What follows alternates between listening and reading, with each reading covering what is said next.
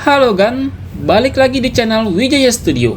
Di video kali ini, gue lagi nyobain trek RC baru di Jakarta. Lokasinya dekat Mobilio Store, tepatnya di Boulevard Bukit Gading Raya. Buat kalian yang tinggal di Jakarta dan sekitarnya, ini bisa jadi spot baru buat main RC Adventure tanpa harus keluar kota. Di trek ini, kalian bisa main RC Adventure dari skala 1/16 sampai dengan skala 1/10. Dan buat yang suka RC bashing, di sini juga bisa main sampai dengan skala 1/7. Yang bikin menarik, trek ini dirancang cukup fleksibel, jadi bisa dipakai buat main santai ataupun buat ngetes RC sebelum turun ke trek yang lebih ekstrim. Soal biaya, main di sini cuma Rp15.000 aja Gan. Murah banget kalau dibandingin fasilitas dan trek yang disediain. Walaupun lokasinya di tengah perkotaan, treknya cukup luas dan nggak sempit. Karakter treknya juga variatif. Ada tanah kering, tanah basah, genangan air, tanjakan, dan bebatuan. Enaknya lagi, main di sini nggak perlu khawatir lapar ataupun haus karena ada cafe yang cukup lengkap. Mau ngopi santai? Ada. Mau makan berat setelah capek main RC? Juga ada. Bahkan ayam bakar pun tersedia kan. Tempatnya juga nyaman, jadi bukan cuma buat main RC aja nih. Tapi kita bisa buat nongkrong-nongkrong bareng komunitas atau datang bareng keluarga.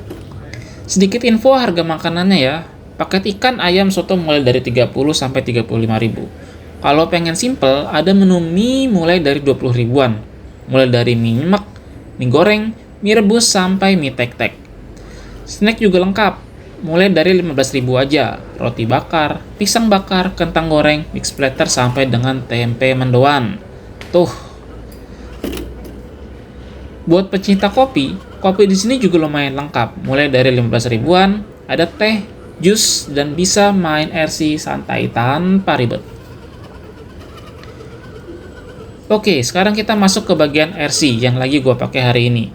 RC ini udah beberapa kali gue pakai dan sekarang udah ada beberapa upgrade untuk penyesuaian. Upgrade pertama ada di bagian power. Gue ganti baterai LiPo 2600 mAh merek Fan Baterai dengan konektor Dinsti 30C. Voltase 7,4 volt atau 2S, dan sudah ada balance-nya. Tujuan utamanya jelas, durasi main jadi lebih lama dan tenaga lebih konsisten. Baterai bawaannya masih gua simpan buat cadangan. Walaupun cuma 1200 mAh, tipe Li-ion 7,4 volt tapi masih cukup layak buat dibawa main santai.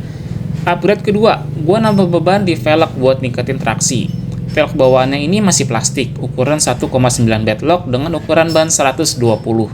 Dan bannya ini jujur cukup mantap ya, buat nanjak, buat jalur tanah. Walaupun sudah tutup lumpur, masih bisa dilewatin dengan cukup smooth. Nah, upgrade ketiga, gua pasang wheel hub 9 mm. Fungsinya buat nambah lebar tapak dan ningkatin kestabilan. Terutama saat RC melewati jalur yang miring ke samping.